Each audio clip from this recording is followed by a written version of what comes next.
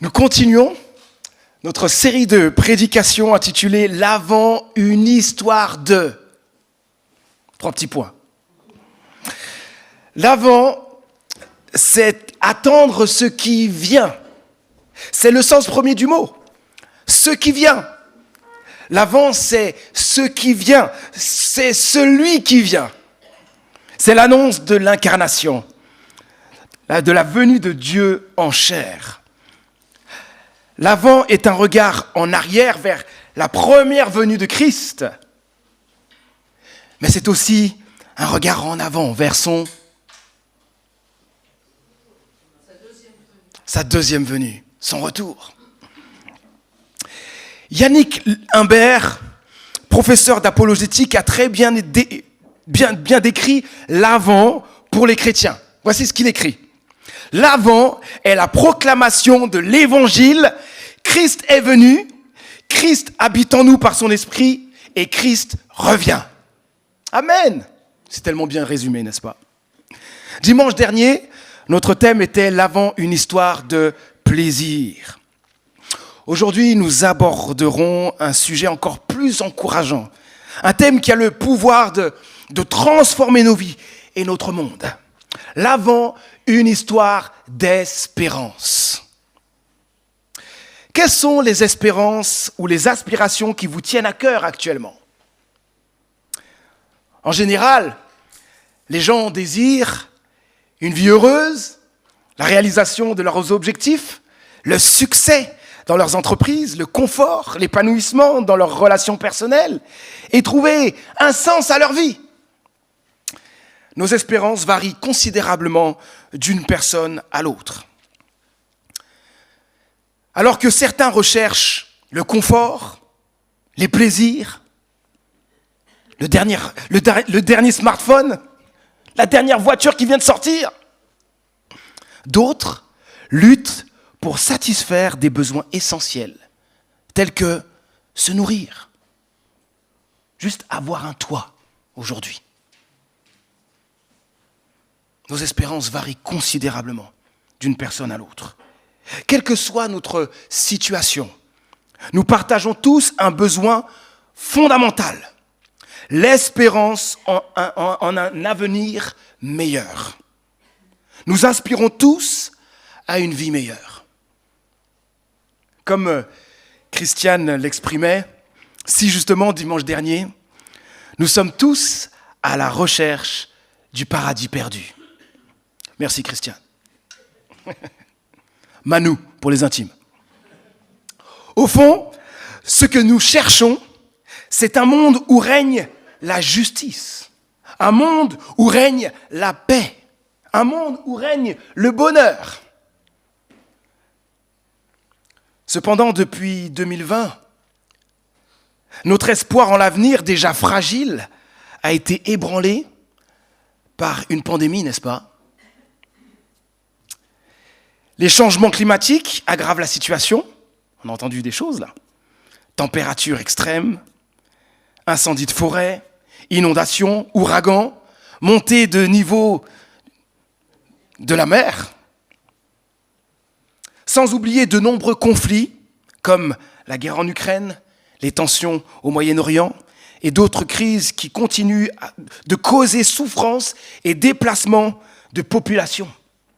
Les crises économiques, problèmes politiques, instabilité gouvernementale et dégradation environnementale s'ajoutent à tout cela. Je ne vous apprends probablement rien en disant qu'une bonne majorité des Français est pessimiste quant à l'avenir de la France. Les principales préoccupations personnelles des Français concernent le pouvoir d'achat, la santé, l'environnement, les inégalités. Quelque chose de très fort, c'est aussi les incivilités, la délinquance. Face à toutes ces réalités mondiales, l'avenir peut sembler effrayant, non? Une réalité encore plus effrayante est inévitable. Un jour, nous allons tous mourir. L'aspiration profonde à une vie au-delà de la mort est un besoin fondamental en chacun de nous. nous voulons vivre éternellement.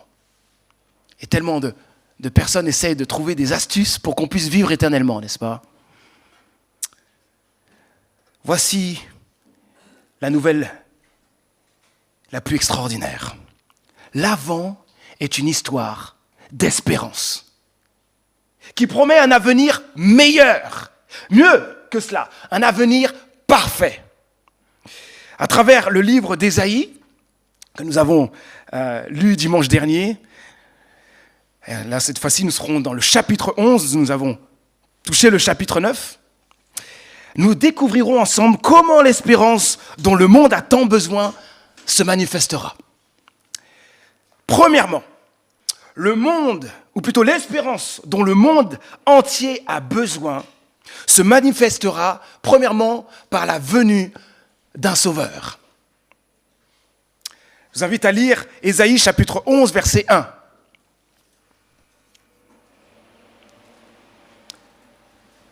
Vous pouvez l'ouvrir dans vos Bibles, et puis ensuite il s'affichera aussi.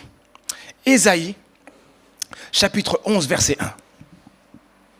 Alors, on va aller jusqu'au verset 9, et on ira verset par verset. Ça va être un peu technique aussi, mais accrochez-vous, il y a un très gros message d'espérance dans ce texte. Ésaïe, chapitre 11, verset 1. Je cite donc le premier verset. « Un rameau poussera sur le tronc d'Isaïe. Un rejeton naîtra de ses racines et portera du fruit. » Fin de citation. Alors, qu'est-ce qu'il dit ici? Imaginez un arbre qui représente le peuple de Dieu. Un jour, cet arbre semblait coupé, fini. Mais soudain, alors qu'il n'y a qu'une souche, une nouvelle petite branche, pleine de vie, commence à pousser. Vous avez déjà vu ça? Vous êtes dans un lieu, il n'y a rien du tout, c'est sec, et puis vous voyez une petite plante qui commence à pousser. C'est l'image qu'utilise la Bible ici, dans Ésaïe 11, verset 1, pour parler d'un futur sauveur, d'un roi spécial, du Messie. Ce n'est pas un hasard si Ésaïe mentionne Isaïe, le père de David. Le Messie, ce roi tant attendu, sera un descendant de David. Dieu tient donc sa promesse qu'il avait faite à David, que nous retrouvons dans 2 Samuel 7, verset 16. Je cite, « Oui, donc c'est Dieu qui parle à David, « Oui, je rendrai stable pour toujours ta dynastie et ta royauté et ton trône sera inébranlable à perpétuité. » Et on se dit, pour qu'il soit inébranlable à perpétuité, ça ne peut pas être que David. Il y a quelqu'un dans sa descendance qui va être éternel. Le Messie viendra pour régner. Il représente une nouvelle branche pleine d'espoir pour le monde entier. Le prophète Ésaïe nous parle d'espérance au cœur d'un monde abattu. Lorsque tout paraît perdu, sans espoir, un événement inattendu et miraculeux se produira. Nous nous trouvons à un moment crucial et glorieux de l'histoire humaine. Un moment où l'espérance brille comme un phare dans la nuit. Alors mes amis, réjouissons-nous. Jésus-Christ, ce Messie tant attendu, est venu parmi nous il y a plus de 2000 ans.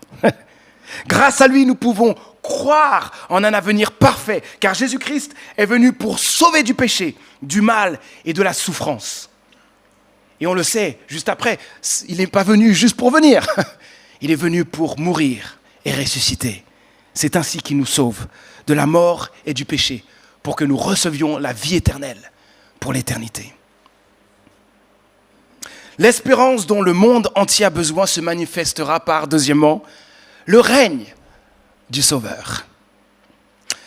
Dimanche dernier, nous avons découvert dans Ésaïe 9, verset 5, que le Messie, Jésus-Christ, est nommé Prince de la paix. Prince de la paix. Imaginez un monde sous le règne d'un roi pas comme les autres, dont l'influence sera parfaite, positive, universelle. C'est surprenant, n'est-ce pas, de penser à cela. Habituellement, on n'associe pas un règne unique d'un roi à l'espoir, à l'espérance. Surtout en regardant l'histoire. C'est rarement arrivé. Mais le roi dont nous parlons ici n'est autre que Jésus-Christ, le prince de la paix. Son règne sera incomparable. Il apportera au monde entier une paix parfaite, une paix éternelle.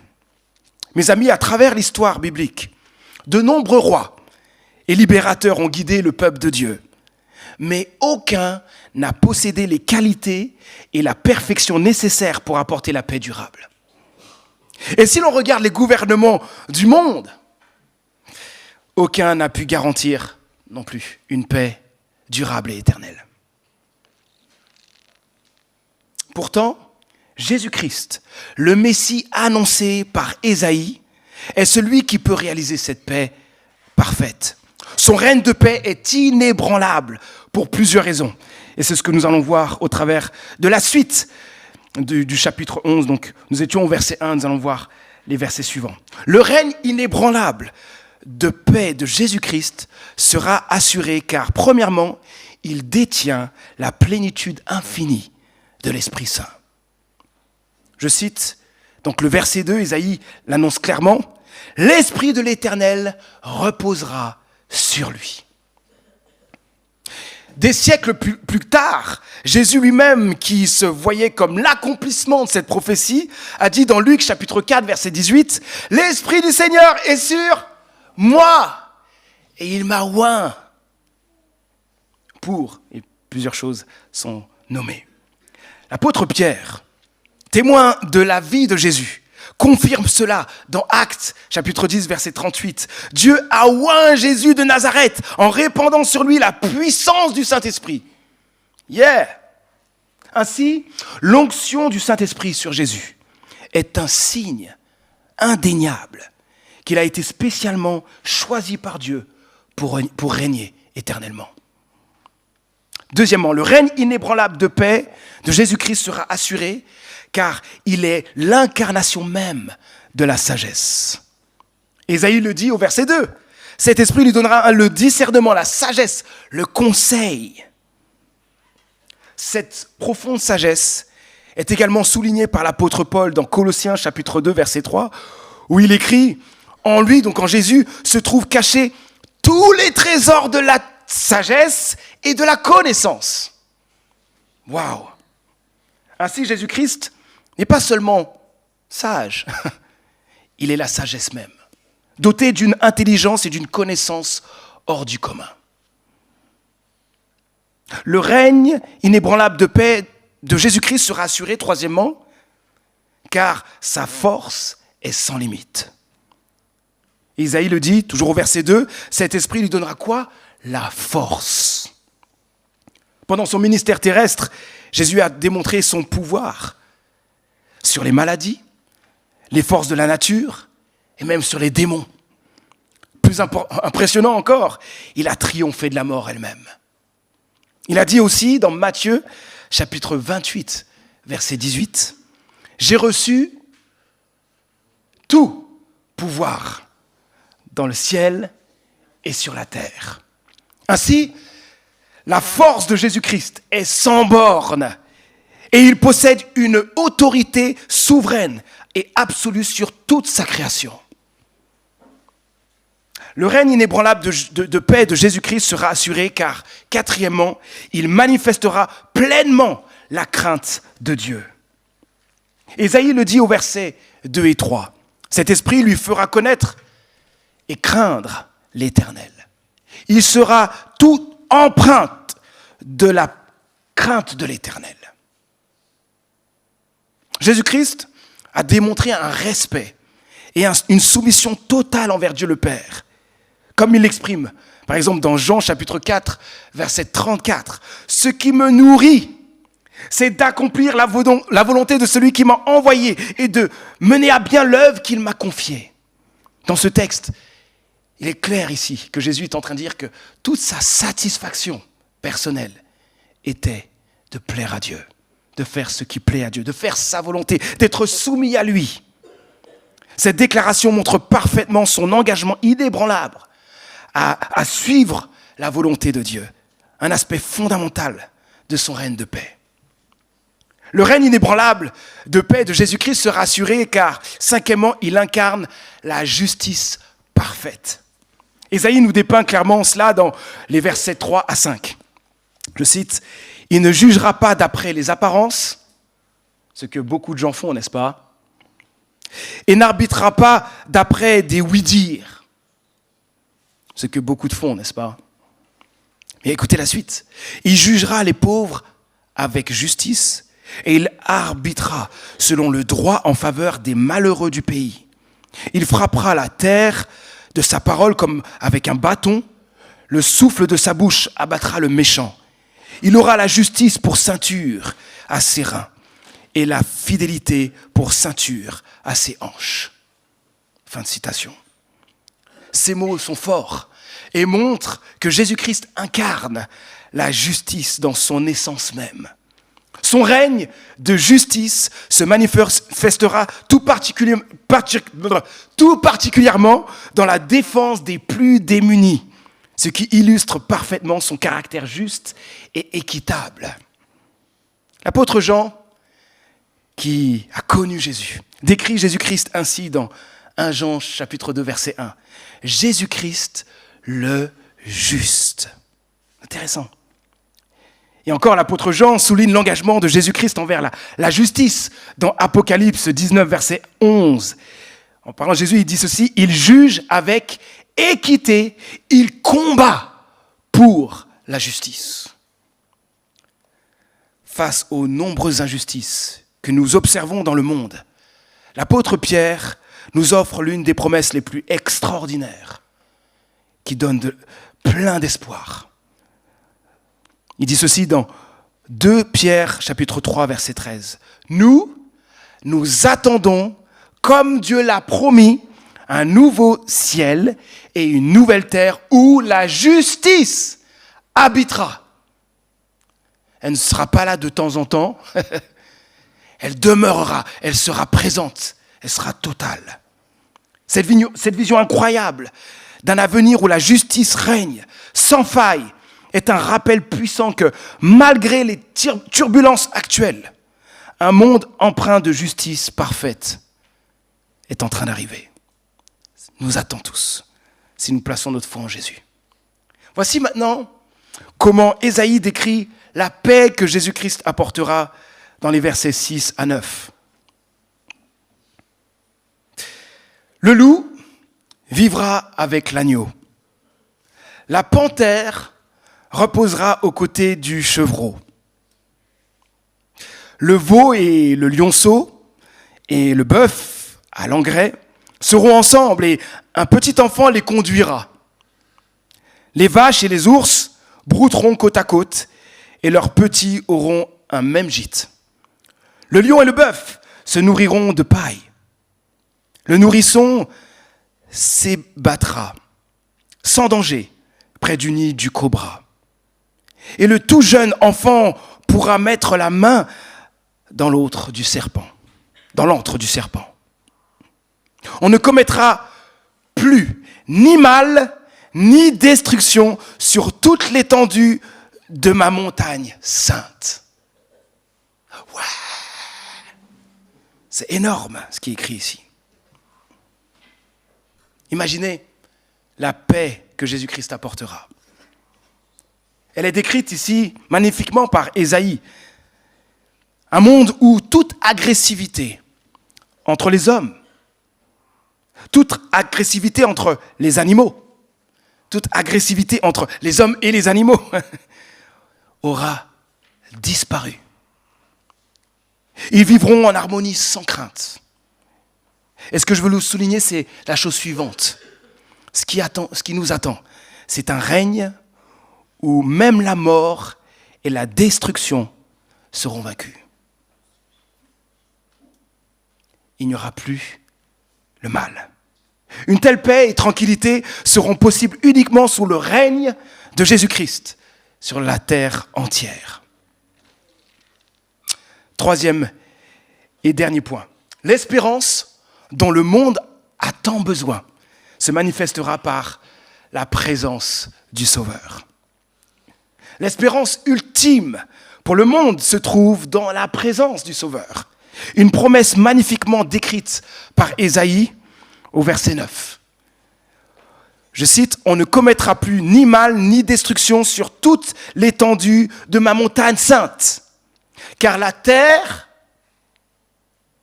sera remplie de la connaissance de l'Éternel comme les eaux recouvrent le fond des mers. » Vous connaissiez ce texte ? Mais c'est extraordinaire, quelle promesse! Imaginez un monde où la connaissance de Dieu imprègne chaque recoin, tout comme les eaux recouvrent les fonds marins. C'est une des promesses les plus glorieuses de la Bible. Cette vision d'un monde imprégné de la connaissance de Dieu n'est pas qu'un simple espoir lointain, les amis. Elle commence à se réaliser dans le monde actuel. J'ai entendu dernièrement quelqu'un que je connaissais qui est parti sur une terre, un pays où il y avait un peuple non atteint par l'évangile. Et il y en a beaucoup. Et il y a de plus en plus de peuples qui sont atteints par l'évangile. Actuellement, on compte 7000 peuples qui n'ont pas encore accès à l'évangile. Ça fait beaucoup, hein ? C'est-à-dire qu'ils n'ont pas la possibilité de lire la Bible dans leur langue. Ils n'ont pas d'église. Ils n'ont aucune ressource pour se renseigner, aucune œuvre chrétienne active à proximité. Ces peuples ne sont donc pas encore en contact avec un ou des chrétiens susceptibles de leur annoncer le message du salut en Jésus-Christ. Et nous, notre rôle aujourd'hui, demain et jusqu'à ce que Christ revienne, c'est de prier et d'agir aussi pour que cela se produise, pour que tous les peuples de la terre puissent entendre parler de Jésus et accéder, pouvoir lire la Bible et pouvoir profiter d'une communion fraternelle avec d'autres chrétiens. Nous devons agir et prier sans cesse pour cela. Et nous pouvons croire en cette promesse parce qu'elle est en train de se réaliser. Et un jour, toute la terre connaîtra Dieu. Et dans notre texte, on entrevoit un peu le paradis. Paradis sur cette nouvelle terre que Dieu prépare. Ceux qui ont placé leur foi, leur confiance en Jésus-Christ, vivront dans une communion profonde et éternelle avec Dieu. Jésus est venu précisément pour révéler Dieu. Non pas pour offrir une connaissance superficielle de Dieu, mais pour guider vers une connaissance profonde de Dieu, une relation intime avec lui. L'apôtre Jean nous donne une vision encore plus profonde dans Apocalypse chapitre 2, 21, verset 3, où il dit ceci. « Voici la tente de Dieu avec les hommes. Il habitera avec eux. Ils seront ses peuples. Et lui, Dieu, avec eux, sera leur Dieu. » Imaginez vivre en présence directe de Dieu. Le contempler dans toute sa majesté, sa sainteté. Partager une communion intime avec lui pour l'éternité. Ce qui va nous éclairer en plus dans ce paradis, ce n'est plus le soleil comme nous avons l'habitude, mais la gloire de Dieu qui éclairera cette terre. C'est exactement la promesse du paradis qui nous attend. Je vais maintenant conclure. L'Avent est une histoire d'espérance. L'espérance dont le monde entier a besoin se manifestera par la venue du Sauveur, qui est venu pour mourir pour nous et ressusciter, pour le pardon de nos péchés, nous donner la vie éternelle. Deuxièmement, l'espérance dont le monde entier a besoin se manifestera par le règne du Sauveur Jésus-Christ. Et enfin, troisièmement, par la présence éternelle du Sauveur. Nous sommes dans un monde qui va mal, mais un avenir parfait se profile à l'horizon. Si parmi nous, certains n'ont pas encore placé leur confiance en Jésus, je vous encourage à saisir cette opportunité aujourd'hui même. Ne remettez pas à demain. Soyez réconciliés avec Dieu. Ouvrez-lui votre cœur. Confessez vos fautes et exprimez votre désir de recevoir sa présence dans votre vie. Après le culte, n'hésitez pas à venir vers nous afin que nous puissions vous accompagner dans votre démarche, dans votre relation avec Dieu. Pour nous qui appartenons à Dieu, nourrissons sans cesse nos cœurs de cette espérance par la parole de Dieu. Nourrissons nos cœurs sans cesse par l'encouragement mutuel. Ces temps que nous avons au culte sont des moments qui nous encouragent et nous rappellent ensemble l'espérance. Et puis, encourageons-nous par les chants, des chants de louange. Il y a tellement de chants qui nourrissent nos cœurs pour nous aider à nous rappeler notre espérance en Christ. Cultivons aussi un désir fervent pour le retour de Jésus-Christ. Si je vous demandais, est-ce que tu es pressé de voir Jésus? Peut-être que beaucoup ou certains diraient, non Manu, là, j'ai des projets là. Puis j'ai besoin de voir telle ou telle chose se réaliser, tu sais. Si on est encore là, c'est qu'il y a un problème. On a besoin que Dieu nous aide à nourrir notre espérance au point que nous avons envie de dire, Jésus, reviens bientôt. Je veux te voir. Et puis, avec les souffrances criantes de ce monde, ça ne peut que nous amener à dire, Seigneur, reviens bientôt, comme tu l'as dit. Cultivons donc ce désir fervent pour le retour de Jésus-Christ et menons une vie qui l'honore, qui lui est agréable. Et en attendant ce glorieux jour, ne laissons pas le pessimisme voler notre espérance. Ne laissons pas les médias voler notre espérance. Ne laissons pas les tentations et les épreuves de la vie voler notre espérance. Ne laissons pas le climat anxiogène voler notre espérance, mais proclamons partout où nous sommes notre espérance en Christ, en toutes circonstances. Que cette espérance en Christ et la promesse d'un avenir parfait façonnent jour après jour nos pensées, nos paroles et nos actions. Amen. Prions. Notre Père, au cœur de nos vies, nous avons tous ce besoin essentiel, l'espérance en un avenir meilleur. Te remercions car tu nous promets bien plus, un avenir parfait.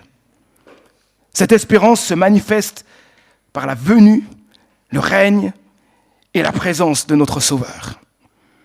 Ce matin, nous avons compris que sous le règne de Christ, le mal, les violences, les souffrances, les maladies et même la mort n'auront plus leur place. Mais à leur place régneront la paix, la justice, un bonheur total en ta présence. Aide-nous, notre Dieu, à garder cette espérance, à la nourrir constamment dans nos cœurs, que même au milieu de nos épreuves, de nos luttes quotidiennes, nous puissions constamment nous rappeler cette inébranlable espérance. Qu'elle soit notre source de force, d'encouragement, et que ça nous donne la détermination nécessaire pour avancer et persévérer avec foi. Te remercions, notre Dieu, pour la promesse d'un avenir parfait et glorieux que tu prépares pour nous. Viens, Seigneur Jésus-Christ. Amen.